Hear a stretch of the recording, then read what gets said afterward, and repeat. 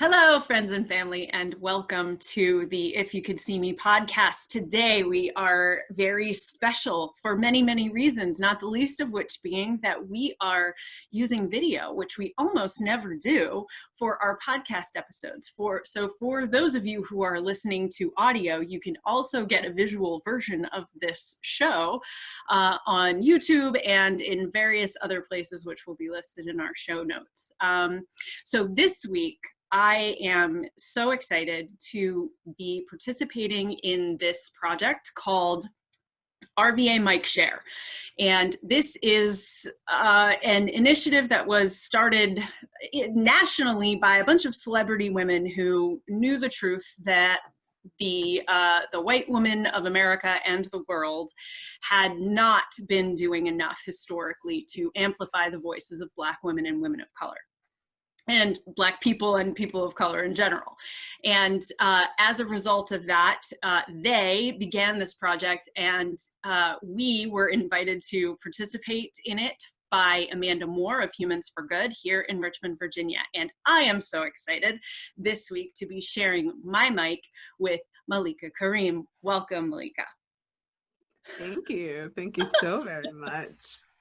So many, very happy to so be many here. words. I'm so glad that you are here. I love that we are getting to look at each other in this endeavor. So, you know, on this show, I typically invite people, and then I, ask them questions about stuff that I'm interested in. But the whole point of Share the Mic is to share the mic.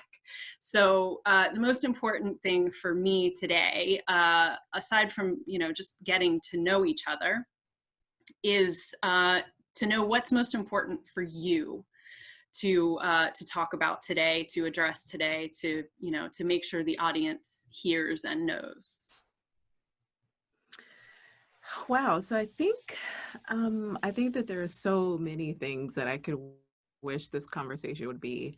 But I think the top goal that I would have for this conversation would be for it to be impactful enough that people realize the solution is going to reside in conversation, and that this conversation inspires people to be so dedicated, like all of our lives depend on it, to continue these dialogues. And if we can inspire people to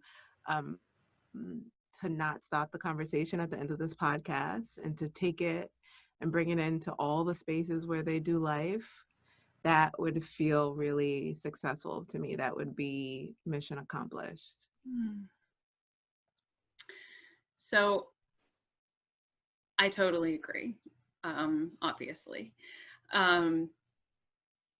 You are a yoga instructor and a wellness coach, and I'm curious about your perspective on the importance of these conversations and the importance of action and impact from or through a wellness lens, from the perspective of someone who is committed to general wellness.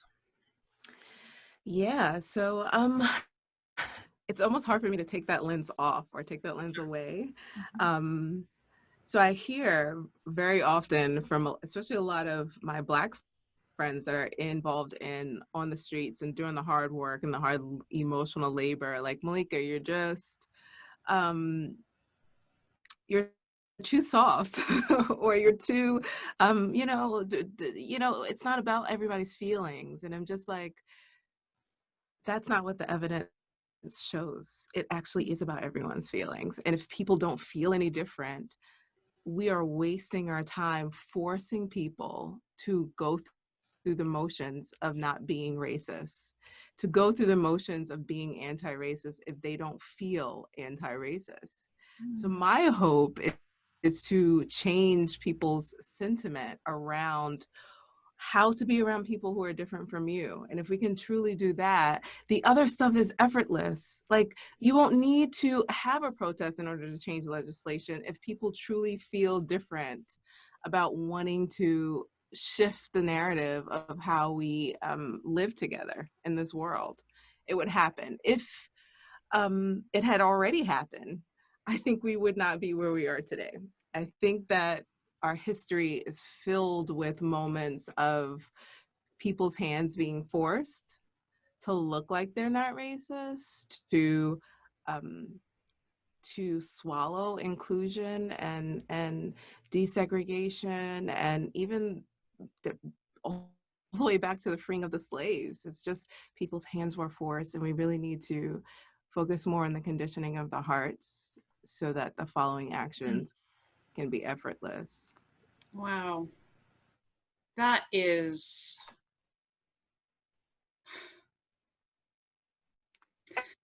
Erin. What? Well, first of all, I love conditioning of the hearts. I also feel like, you know, that's so hard. And I don't mean, you know, that's the focus of everything that I do. So I mean that in a completely honest, genuine way. Yes.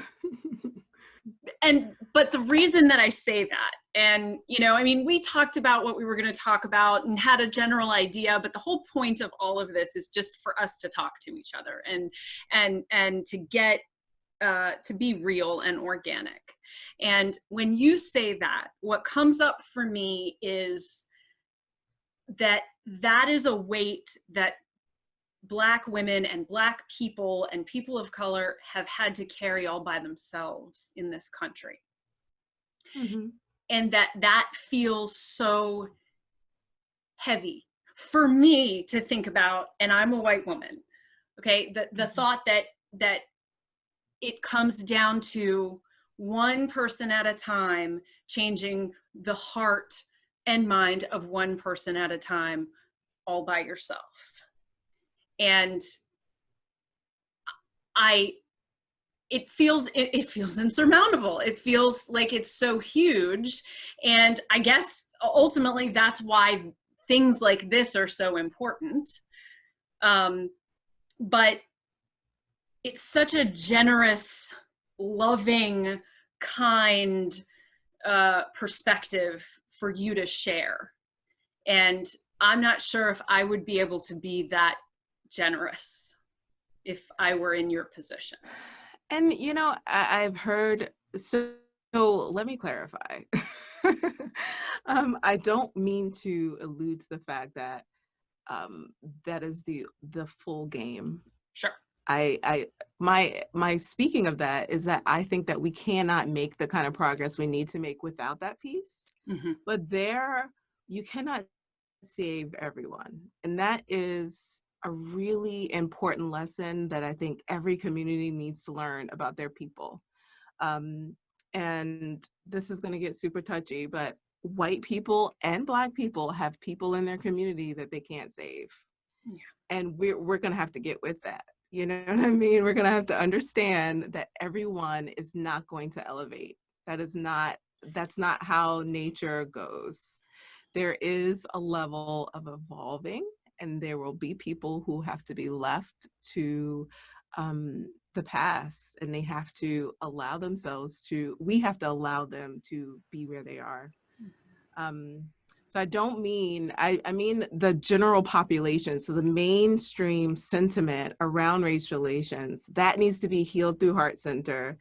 But there will be fringe groups that will have to be legislated, or their hands will have to be forced. So when I'm speaking to a change in the hearts, I'm talking about the mainstream of our communities. The people who just don't know what they don't know, not the people who are actively resistant against learning it. Unfortunately, you know, I don't think that we're going to ever live in a world without evil. Yeah. I think without evil, we would not be able to recognize light. So for me, that's never been a hope or a goal. You know, it's more so, what is the mainstream idea here? Because that's where the power lies. You're such a yogi.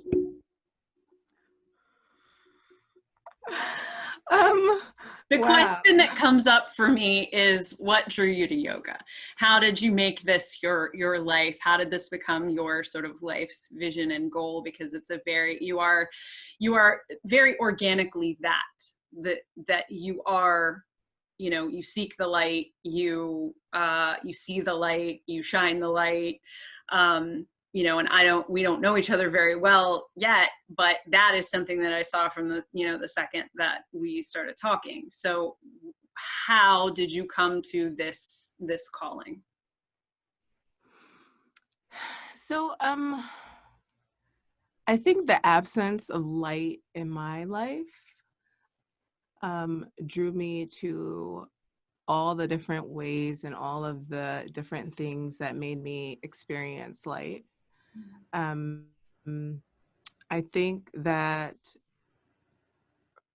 for me, yoga is yoga is a practice of every conscious person. It should be, you know, it's the movement of stuckness, you know what I mean? And I think that's truly what's wrong with so many of us. We are stuck on something, or we have something stuck within us, and it's a constipation of emotion, of energy, of anger, of pain. It's all a stuckness. And I think even, especially in the religious communities, being born and raised Muslim, I the deeper I got in understanding my own faith, not in a ritualistic way, but in a deeply spiritual way to experience connection, you start to realize that's the word. That's what this is all about: connection to a higher source, connection to yourself, connection to others. That's the cheat sheet, you know, that is the cheat sheet. And when I felt that same connection in practicing yoga, and how it allowed people to connect to themselves, I was like, okay, this is my jam. this is a space I feel full. What are misconceptions or misperceptions that people have of a Black Muslim yoga teacher, wellness coach, mom, wife, person in the world? Um, so I think my presence for a lot of people is so confusing that they abandon all efforts to try to box me. But I Yay. think in slices, I'm repulsive enough to some people in slices, and I say that because you remind me of a story, an experience rather. I had my own studio for like 4 years at the beginning of my yoga teaching journey, and it was a women's only studio. So I would take off my garb and just wear regular yoga clothes. And oftentimes I would already be in that state when the students would come into the studio. And they would come in, they would practice with me. The first hump was my Blackness, because a lot of the practitioners were white. But then they could eventually get into that because they enjoyed the class. And they would tell me, oh my gosh, this was the best class, Malikah. Oh, rave, okay? And then at the end of class, if this is at the end of the day, I would be kind of getting myself ready to go with the class to leave out and lock up. And when they saw this scarf go on and just a quick little wrap or jacket over my yoga outfit, it was something they couldn't digest. The faces of just shut down, confusion, and like, that's enough for me, were massive, and they didn't come back. So it wasn't like a figment of my imagination. There is no, you rave about something you love so much and then instantly, and then you never show up again. So that to me was, people can find a way to make peace with one of the slices, but as a whole, it's too much for some people, and that's okay for me. You know, that's okay for me. I will attract my people. Wow.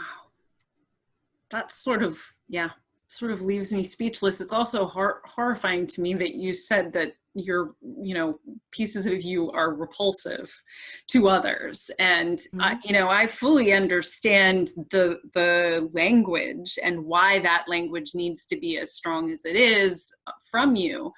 And yet, how do you, you know, how are you resilient from that? you know? I mean, that's rejection. That's painful.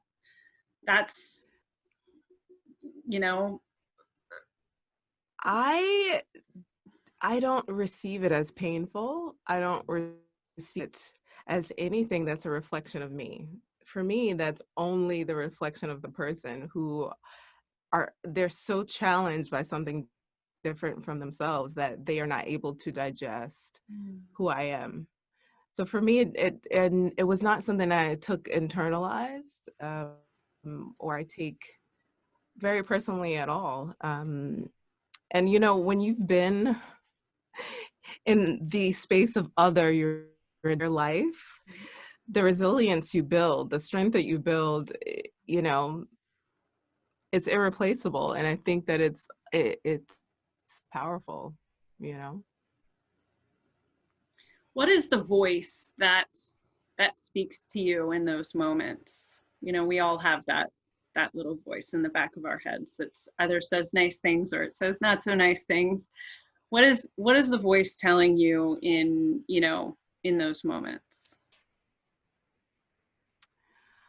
Ooh, I think that and if I'm being honest, there are so many voices, and some of the voices is, it's continuing to support the belief I already have built in my mind, which is white people are racist. It's okay. Like, that's just the way the world is. So it's not something that's super jolting or super surprising when you see someone who's white respond to you that way, because you understand that in your life. Our society has made it clear that white people have a problem with your skin color. And it's not anything, it would only be shocking if I didn't grow up in that mind space. Mm-hmm. So for me, it's life. Wow. I think that requires, you know, all of those of us who don't live with that experience to have some silence in that, you know, that we don't have that experience, that we don't have to, you know, oh, that's just life, you know. Yeah. That's a moment of reflection that I challenge all of our audience members to really think about, you know, especially if you're a white person. You know, that you don't have to go through life having those considerations in the same way. And I think that, you know, I think that it speaks to a couple of things in our society that we have perpetuated. And one of them is the loudness, the boisterousness of Black people. And I think when people receive you as a disruptor, when you're quiet, you just get used to carrying an energy that sometimes disrupts. You are already perceived as that no matter what you do. So it's kind of like you get comfortable in being whatever people accept you to be, Mm-hmm. to some degree. You know what I mean? I'm going to be outlandish to you anyway. So I'm comfortable in being treated that way. So I don't mind being the loudest one in the room.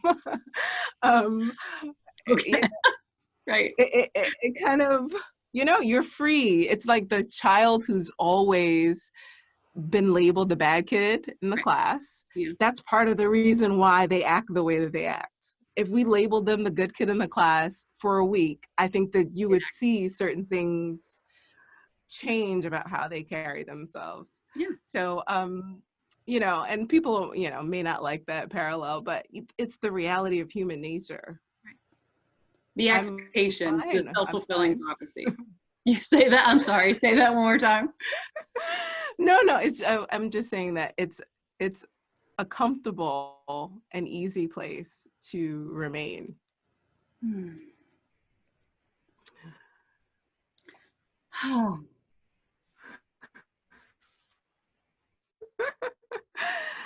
What are you thinking, Erin? What is sitting at the top of your mind? I'm a fan of space in conversations. Mm-hmm.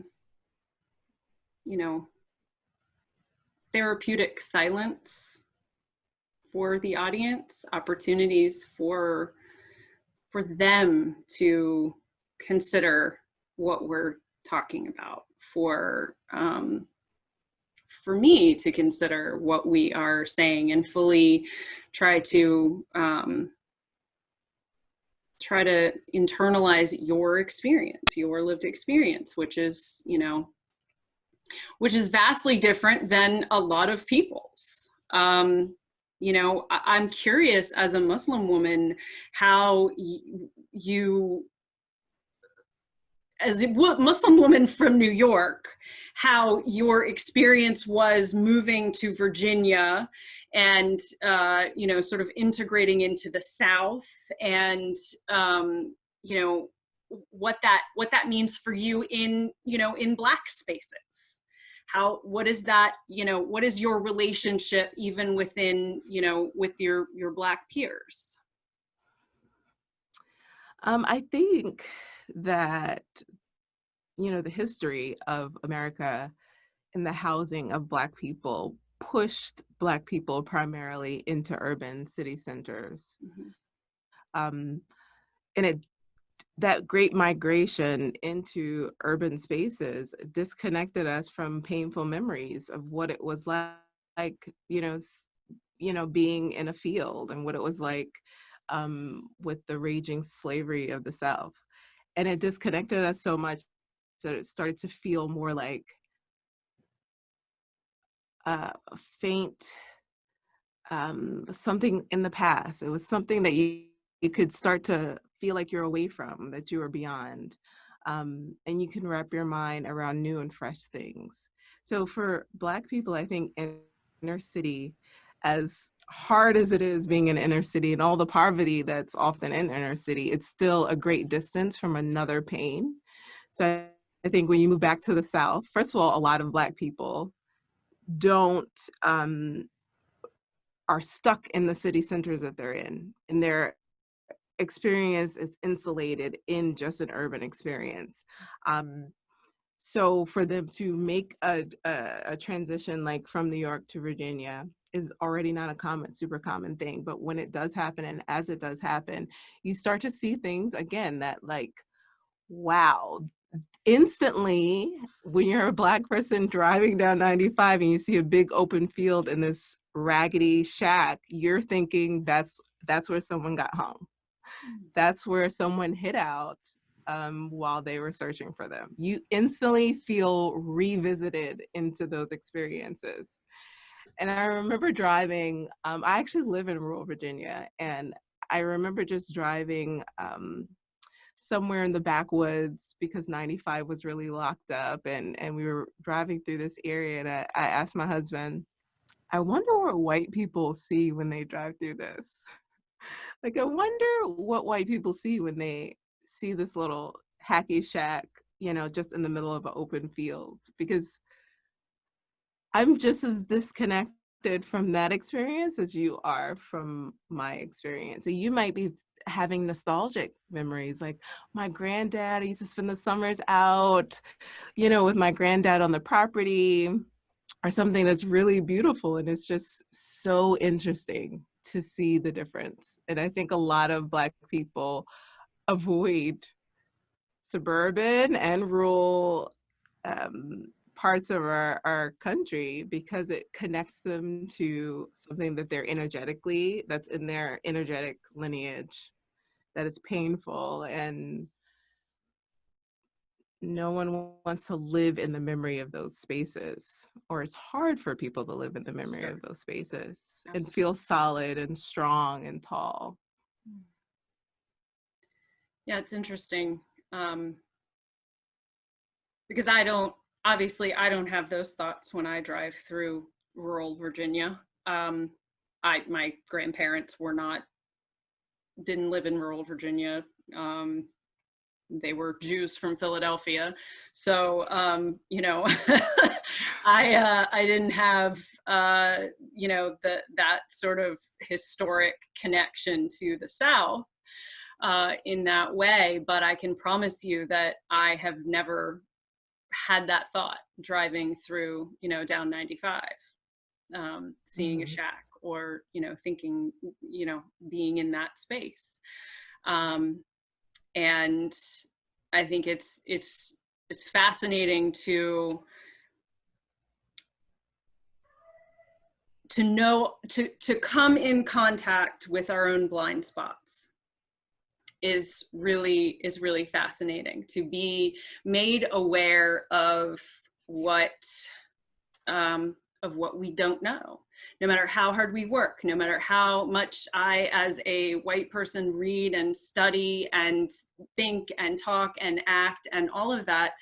There are things that it's never going to be first nature for me to consider, because it is not my experience. And that's why, you know, well, that's why building relationships is so important with people who are different from us. It's not about, yes, it's wonderful to do RVA mic share. No question. It's great that we're doing this. But us being friends beyond this is more important than this week of you know, social media interaction. Us being able to establish relationships with one another, and all the women in this group and beyond, is what is most important about this, because we have to listen to each other if we want to really, you know, try and understand, because there are going to be things that we're never going to consider when we're in certain spaces.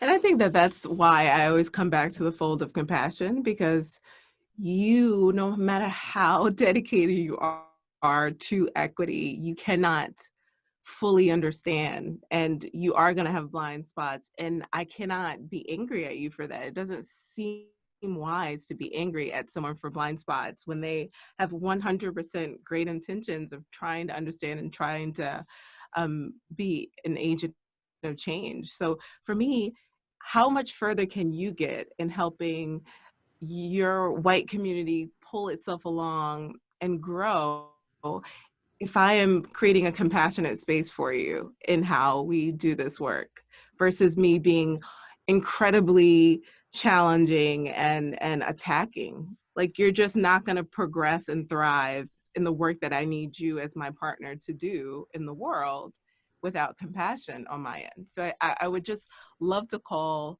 all sides to fight, be compassionate fighters in this moment that we're in, to be compassionate fighters and thoughtful in the choices that we make. And I have a question for you, Erin. Sure. In listening to you, it made me wonder, do you believe that it is appropriate for the Black community to feel as if the white community of today owes them something, or owes them any sense of reconciliation for past sins or evils, or however you'd like to describe it? Yes, I do. And I say that not as or coming from a place of divisiveness or division, but white people owe it to Black people, but also to ourselves, to recognize the injustice that we have perpetuated, and at the very least that we have benefited from. And so, yes, I think that we all need to have, you know, this needs to be a reckoning. This needs to be a moment where white people look at each other and say, Robin DiAngelo wrote White Fragility, but I also read a book that she wrote for a class that I took in graduate school called What It Means to Be White. And one of the most sort of comprehensive and simple ways to look at this, if you're looking at it from, you know, an intellectual perspective, is that we were all born into a system that we had no hand in creating.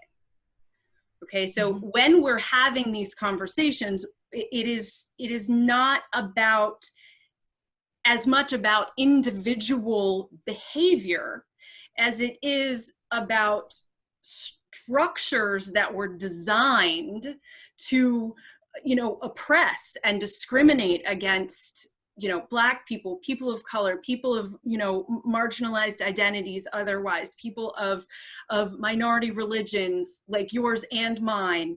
It is a system designed to support one group.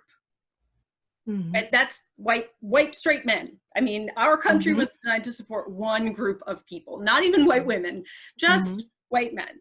And so, no one that we know had a hand in, in creating that system, but it is imperative and is long past due that we come to terms with the pain and the damage, and that we see, that we accept and deal with our own pain around that.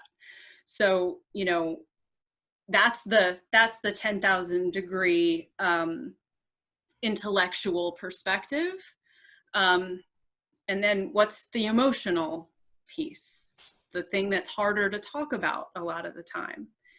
And that's the shame and the pain and the confusion and the overwhelm and I think that, those are not excuses. And, people have used them as excuses for a very long time. Well, I don't know what to do and I don't know how to do it. And I'm not comfortable calling people out. Well, I'm sorry. I don't know what to do all the time or most of the time. My mantra is nobody knows what the hell they're doing. Okay? It's such a good one. Right? Nobody knows. So the best thing that we can do is to call each other out and say, look, I don't know any better than you do, but what you're saying or what you're doing is making me uncomfortable, and let's talk about why. And let's stop being so damn polite and start, being humans with one another. And so, yes, I believe that white people owe Black people that, but we owe one another that as much as anything, because we don't get to experience the full human magnitudes when we hold ourselves in that way. We don't connect because we're afraid, and we don't come together with other people because we don't know, and we're afraid we're going to say the wrong thing, or we're afraid we're going to do the wrong thing. And we can't allow one another to do that anymore. It's not fair. It's not right, and we're robbing ourselves and one another of the opportunity to see the beauty of the all the people and all the experience. A united world. Yeah. Right. I mean, diversity makes us better. I'm not tolerant. I'm excited. I want you here because I want to hear from you about your experience, not because it feels like an obligation or it feels like something I should be doing. And so from that perspective, I hear what you're saying, all the way back in the beginning of the conversation about, not forcing, but, changing hearts. So that was a very long answer to your very short question. No. I think that you tapped on so many things. But the one thing that I thought to highlight was the sense this is a differentiating factor. So I think that this generation of the white community does feel like they're being made to pay for sins that they didn't commit. And that is hard. Like, I couldn't imagine how the Black community would be able to process that if the roles were reversed. I think it would be hard for any community. But at the same time, I do think that is a short-sighted view of the what's happening, because I think there's so much that this white community born in this generation are doing to perpetuate injustice. And when we continue to take our focus back to slavery, we lose sight of so many things. It's like I almost wish we could stop talking about slavery just so we can focus on how much injustice has happened in a lifetime, in the last 100 years. Because there's so much, and there's a healing of trust that needs to happen.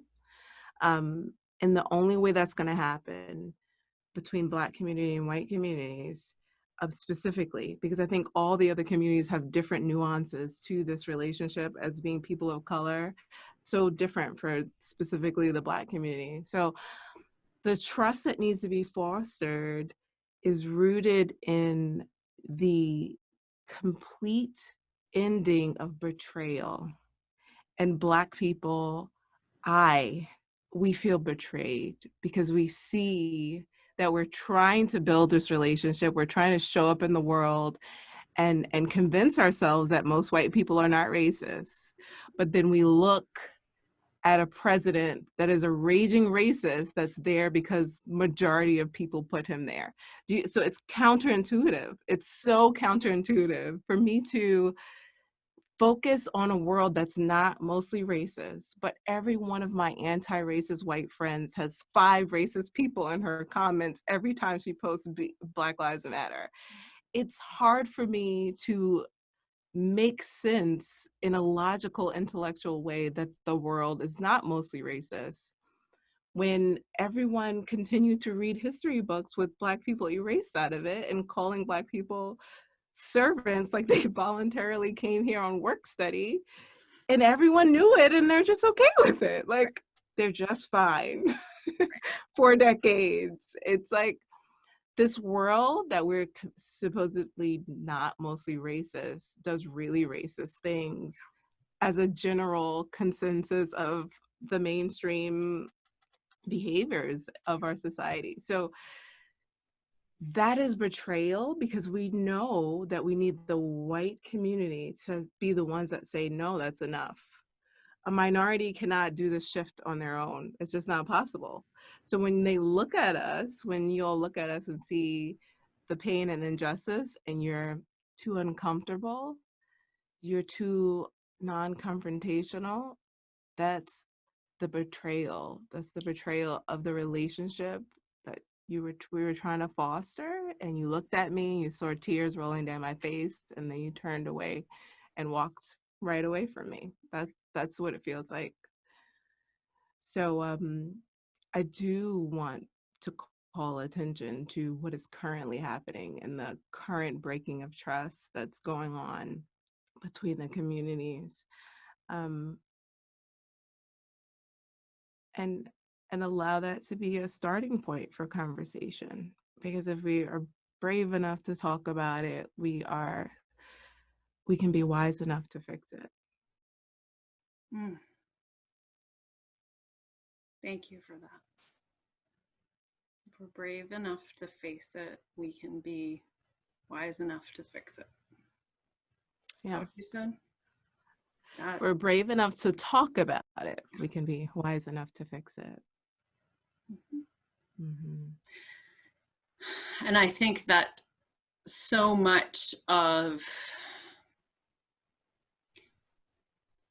the collective idea of this, this American exceptionalism that we've all been sold is that we're the greatest country in the world. And when you adopt that kind of attitude, it makes it very difficult to look at ways in which you can improve. And this is and what's true is that we're not exceptional. We are a country that was built on lies and propaganda and on the backs and labor of Black people and other people of color who had no choice in the matter and no agency in how they were to go about it, and did not reap the benefits of their investment, of their physical labor and their emotional labor and the torture and abuse and lack of humanity that they were given. And that to me it's very hard for people to swallow. It's very hard for people to accept that they spent their whole lives thinking they lived in the greatest country in the world, and in fact, their country is a lie. And the greatness they thought they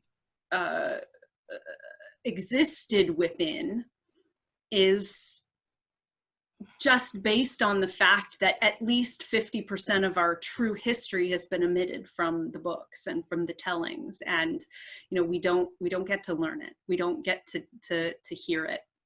We have to seek it out on our own, and white people don't, have not ever been told to make that a priority. And white people tend to need to be told to do things, unfortunately. So it's, sorry, but so that was Erin. What? I said that was Erin, not me. That was me. I own that. I'm sorry. I apologize. That was inappropriate. We only want to hear our own stories. And what's true is that we can't do that anymore. When you talk about,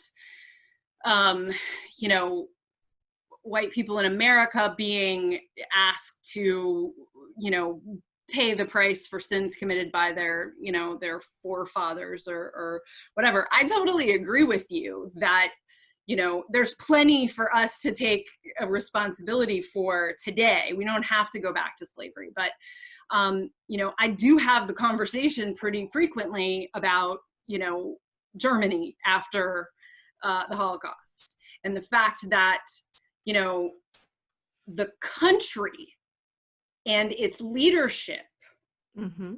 the systems owned the mistakes.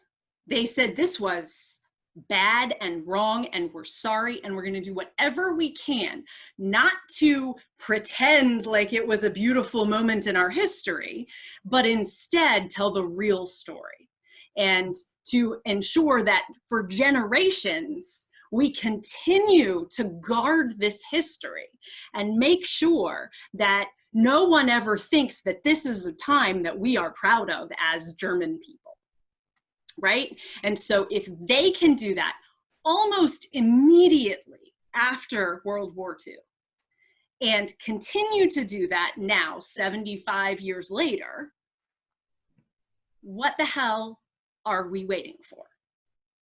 How in the world can you say, Auschwitz is a mausoleum and we turned our plantations into wedding venues?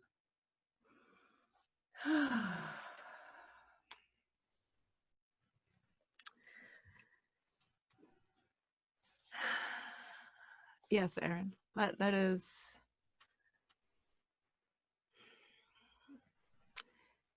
it's such an uncomfortable conversation to have.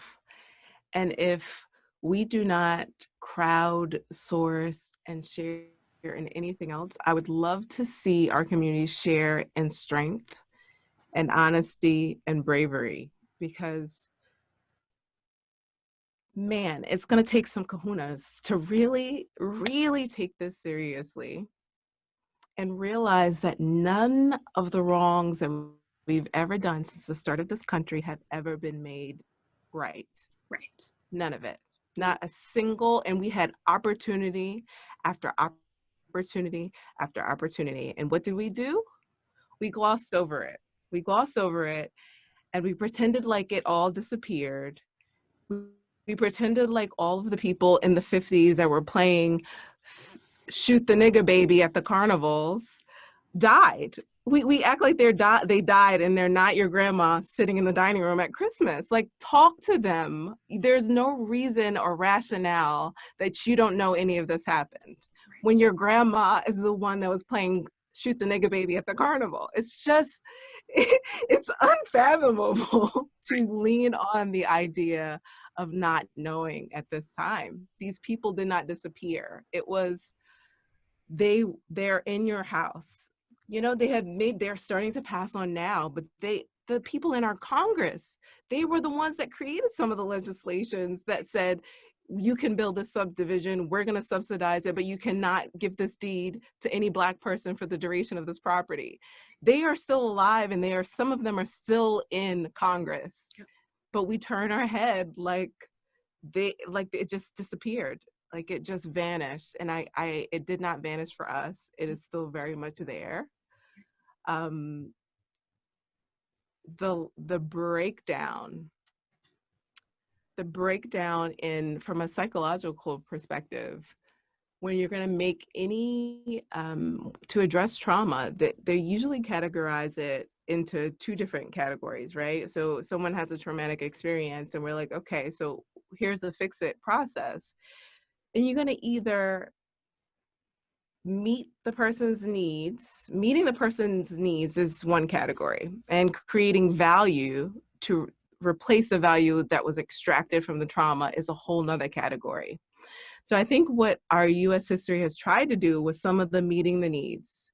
So I'm going to subsidize you. I'm going to create welfare programs. I'm going to, continue to provide these awful housing conditions to give you maintenance and treating the symptoms of what the mess they created and the trauma they created. But never have we ever addressed the other very important part of trauma relief, and that is the healing and the life enrichment. No one ever gave Black people back their power, back their acknowledgement, back their pride in what they have done and what they're capable of doing. And every time a Black community rose through the fire, really and truly, they were extinguished purposefully. Yes. And it's just like, to some degree, that evil is going to always be with us, and it's okay. We just need the mainstream, or I would like to hope that the mainstream can understand the importance of the healing and the life enrichment in order to really make this thing whole. And you just can't do it through welfare. You can't do it through the light work and the performative actions and the social media warriors. You have to do it in your town hall when you want to refuse and speak against a business coming into your neighborhood because you feel like they're too loud or they're going to create too much traffic on your street. You can survive with the traffic. Let that Black business come in there. Let that family try to feed their family so that they can stand up on their own and they can enrich their lives, so that they can feel whole and capable, so that real healing can happen in this nation. Yep. We've been talking for almost an hour. It's hard to imagine. It feels like it's been 5 minutes. And I could literally talk to you forever. How are you handling the emotional burden of this moment? And if you don't want to answer that, that is also fine. No, I think it's really important. I think I handle it. I am handling it as waves. So I think if you look at it as a weight that's resting down on you, eventually you're going to crush under that weight. So it's helpful to me to realize it, or to engage in this moment in waves, something that rolls on and you process and then allow it to roll off. And this is more manageable, that movement of allowing it to control, allowing myself to maintain control of how I consume this moment. That's really paramount to me.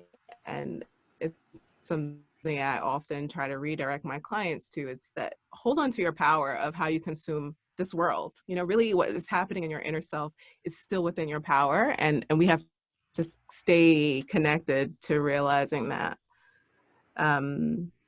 But, you know, it was another conversation I was having on another interview, and the power that I'm able to have. And, you know, I'm not going to be super modest about it because it is incredibly hard what we're dealing with now. I'm also dealing with a Black husband who has his own emotional instability because of everything he's been through and how triggering this is to him and how he's not even able to process that he's being triggered. And the life of a Black woman is, in this moment, it touches every part of our life. You know what I mean? It's not just our social media is toxic, or it is literally all consuming.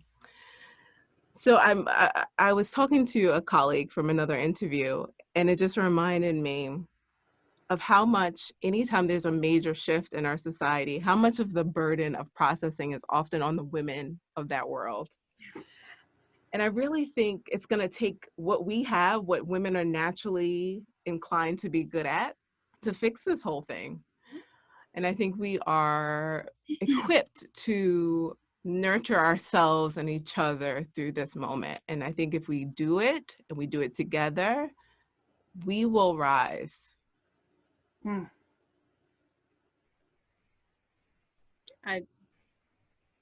Yes.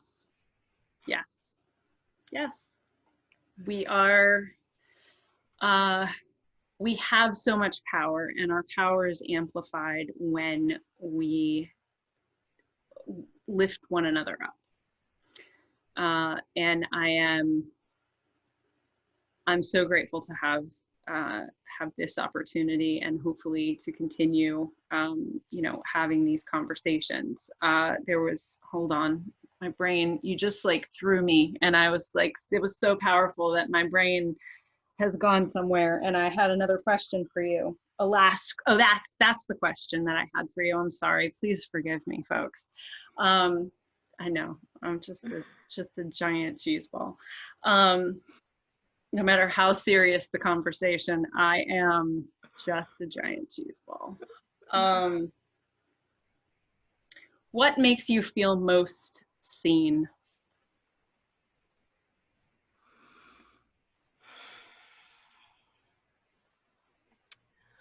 What makes me feel most seen as my full self is for people to care not just about Malikah, but all of Malikah's people. And Malikah includes a lot of different groups. So I feel seen. I know that you truly see me and you value me when you know that I can't survive alone. You cannot love me in isolation. You have to love me and my people. You have to love me and all the spaces that I live in. And when I see that consciousness and people's choices and what they do and how they invite me and other people that I may be connected to into their circles, that makes me feel seen. That makes me feel seen. Otherwise, if it's watered down just to Malikah the individual, it starts to feel like you appreciate me for what I can do for you and not for who I am. I think that's, you know, going back to the conversation about betrayal, or the part of the conversation about betrayal is, you know, the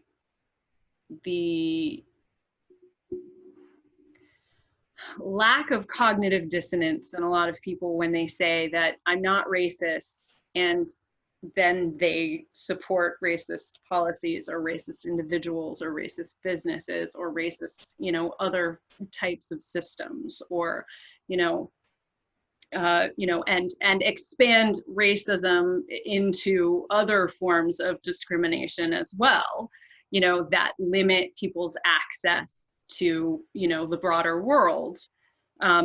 You don't get to have it both ways. If someone loves you, They love all of you. And more than anything, they love your basic human right to be able to access the world and to feel safe in your environment and to feel not afraid when your sons and your husband leave the house, and to feel enthusiastically welcomed into spaces. And that's what love is. That's what real love means. You know, when we talk about, I love people, but, or I have a Black friend, and then over here, these things happen. But he can't marry my daughter. Right. Right. There is no, you know, you don't, that does not compute, you know, it's not real love. Real love is an embracing of the humanity of the whole. And we can't be separated. You know, somebody can't tell me, oh, well, you don't act like a Jewish person, or you're not like those other Jews, right? Or I didn't know you were blah, blah, blah, blah, blah. And it's like, well, you know, you can't love me and then not love everybody else. I'm sorry. And respect and accept. That's not how that works. You see me, you see all of me. And I think that is truly the embodiment of this conversation right here, is that it goes so far beyond single individuals, and it's deeper. It's what you do. It's what you personally bring out into the world, is this deeper energetic connection that we all have with ourselves and with one another. For sure. That is my goal, at least. And, you know, if I am not successful at it, I know I gave it a college good try.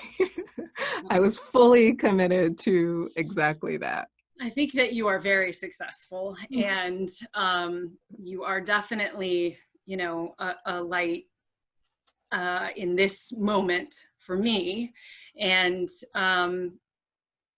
you know, there's no easy way to end this conversation, if I'm being totally honest with you, because I mean, it could go forever and ever and ever, but you know, it can't, at least not in this moment. But it's hard to end, because it shouldn't end. And so, you know, as you challenged people in your video on Facebook today, which I'm gonna share and put up, you know, to start thinking about Malikah's story from your point of view, from your experience, and to seek out, why don't you explain it? Seek out opportunities to have the same experiences.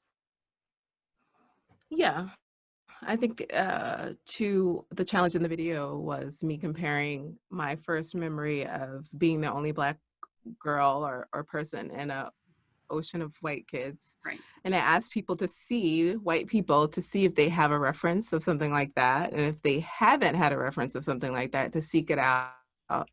And then notice the emotions attached to it, and notice if the system that we speak of has taught you a different lesson than it taught me as a Black girl. And I would not be surprised to find out that you probably have very different emotions around being the only white person versus what the system has taught Black people about being the only Black person. Right. Black child. Child. That's child. You know, it's we can learn bigger, different things as adults, but you know, the system is reflected in what the children know and believe. Thank you for explaining that. I apologize for not being able to explain it better. No, you're fine. This has been such a wonderful conversation. And if you need help closing it, I'm happy to help you in that. Shut it down, Erin. Malikah Karim, thank you so much for joining me here today. It has been a true pleasure, and I look forward to more opportunities to talk to you, because there's a lot of stuff we didn't get to. Of course. This is part one, baby. I'm very Awesome. enthusiastic about these combos. And thank you all so very much.